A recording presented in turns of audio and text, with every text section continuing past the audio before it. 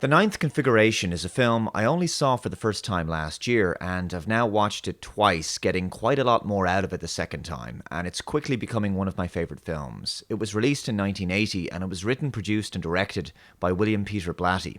It's an extremely difficult film to categorise, as it begins as a very amusing comedy, and then gradually transitions into being a dark drama with elements of horror, perhaps an allegory for life itself, sometimes a comedy, sometimes tragedy.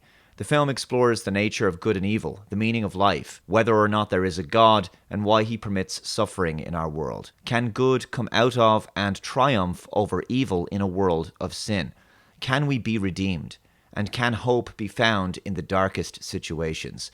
This is a life-affirming film that brings you on an emotional and psychological journey of the human condition through despair and chaos, through to joy and hope. You have to be patient with this film as the story unfolds gradually, and you have to stay with it to the end in order to receive the wonderful payoff of the conclusion.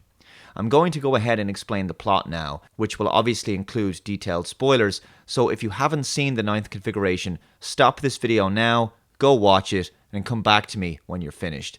On a final note, this film has also been released under the title Twinkle Twinkle Killer Kane. Okay, so here we go.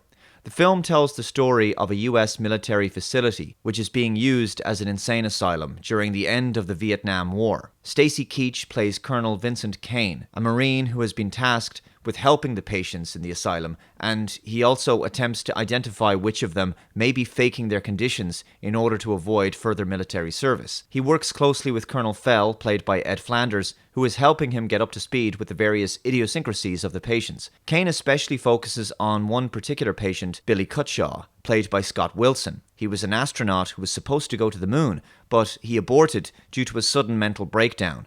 He won't explain to Kane why he aborted his mission and why he's so afraid of going into space. He does, however, give Kane a St. Christopher medal, which becomes important later in the story. It becomes apparent before too long that there's something more going on here. Kane has his own mystery about him, and even Cutshaw and Reno begin to suspect that he may also be insane. Kane is haunted by disturbing nightmares, and sometimes hears a voice asking him, "What are you holding?" He also dreams of Cutshaw on the surface of the moon, just feet away from Jesus Christ being crucified on a cross, one of the most powerful visual images I've seen in cinema. Kane confides in Fell that he believes these recurring dreams he's having belong to someone else. Fell asks Kane about his brother, who Kane claims has passed away. Again, this is important later in the story. Kane attempts to help some of the patients by allowing them to perform a play in which the patients are prison inmates planning their escape and the doctors are their prison guards. Reno, played by Jason Miller, is even working on a version of Shakespeare for dogs. Some of the comedy in this film is just off the wall, with spectacular and memorable one-liners like, "The man in the moon tried to fuck my sister." Listen, I know my rights. I want to see my urologist. All the patients are extremely intelligent, very high IQ, and as a result, the humor is very clever. Some of the stuff they say is just hysterical.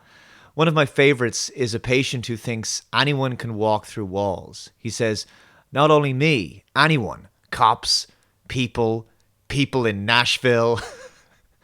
And then when he fails to walk through the wall, he starts hitting it with a hammer in order to punish the atoms in the wall, to make an example out of them.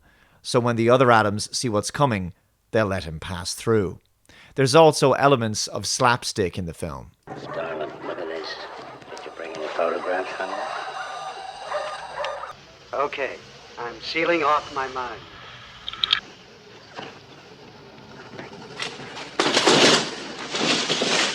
Kane and Cutshaw have some deeply philosophical discussions about the existence of God. Kane attempts to convince Cutshaw that God exists, based on the good in the world, and that this can be evidenced by acts of human sacrifice, specifically people who give their lives to save others. Cutshaw is unconvinced and demands Kane provide one example from his own life experience, but Kane can't think of one. Cutshaw then wants Kane to take him to Mass, where Kane hallucinates, seeing an altar boy as someone else. Later, Cutshaw makes a request of Kane, that if he were to die before him, would he send him proof that there's an afterlife, which Kane agrees he will try to. A new inmate comes to the asylum, and when Kane sees him, the man identifies him as Killer Kane. We then see Kane's full nightmare. It's a memory of Kane in a Vietnam forest, holding a decapitated head in his hands. This sends Kane into shock and he collapses on the floor, unconscious. Colonel Fell later reveals to the other staff in the asylum that he has in fact been in charge of Kane this entire time, without him knowing. Kane had lost his mind in Vietnam, and his mental state completely broke down, creating an alternate persona in contrast to the killer Kane that he'd become, believing that he was his own brother.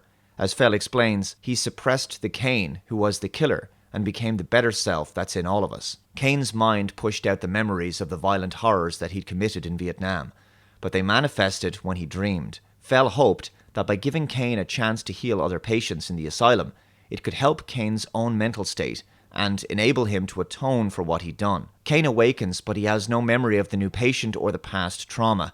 Cutshaw escapes the facility in a car and goes to a nearby bar where he's assaulted by a violent biker gang. Kane shows up to rescue Cutshaw, but the gang leader won't let them leave. They intimidate, taunt, and attack Kane and try to humiliate him. Just as Cutshaw is about to be raped, Kane snaps, unleashing Killer Kane in a brutal rampage, killing most of the gang, including their psycho leader. Later, back in the asylum, the police arrive and want to arrest Kane, but Fell insists that he was provoked and he will be remaining in his care. Kane speaks to Cutshaw in a semi-delirious state. He finally gets Cutshaw to open up about why he wouldn't go to the moon. Cutshaw explains his fears of dying alone. He leaves Cutshaw, but when he finds blood on his own shoe, he realizes that Kane is injured. He runs back into the room and realizes that Kane has killed himself. This was part of Kane's plan, to offer Cutshaw an example of human self-sacrifice and to show him that God exists. The film ends with Cutshaw returning to the castle sometime later, and he walks in to find it abandoned. He's now dressed in military uniform, having returned to duty. He's got himself together, he's confident and cured. He's quite emotional as he walks into the abandoned castle, revisiting Kane's old office. We hear Cutshaw's voice, as he recalls asking Kane for proof of an afterlife if he were to die before him.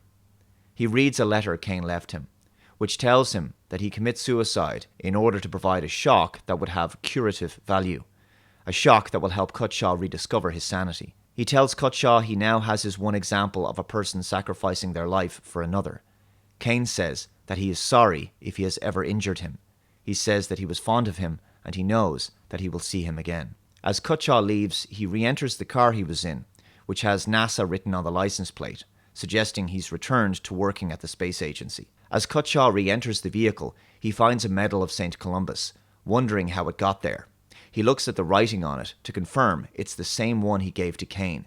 He's overcome with joy, realizing that this is a message from Kane from beyond the grave, proof that there is an afterlife. The film ends. The ninth configuration asks some profound and meaningful questions about the human condition, with Kane presenting the argument that the existence of good in humanity is proof of God's divine will, that the origin of life on Earth cannot have been random chance, and that God has a plan for humanity. The ninth configuration is at times very dark, even disturbing. It shows humanity at its worst and best, and shows us that through our darkest moments there is always a chance at discovering the light, that a divine force governs our behavior and drives humanity away from evil and towards good. You could also argue that Cutshaw's awareness of evil and suffering in the world and recognition of how unfair life is could be a subtle form of proof of the divine within him. He is repulsed by evil and driven away from it. Is the force that encourages good behavior actually God working within humanity, motivating us to return to a higher path? Given all the killing that Kane had done in Vietnam, the fact that he was still able to find a better self within him, a version of himself motivated to heal others, it suggests that goodness is in fact the natural state of human beings, and that sins can be forgiven and man can be redeemed. And I have to say, there's some really wonderful performances here from a brilliant cast of actors. I can't guarantee that you'll like this film as much as I do, but I can guarantee that if you've never seen this film, you've never seen a film quite like it. The ninth configuration is just very special.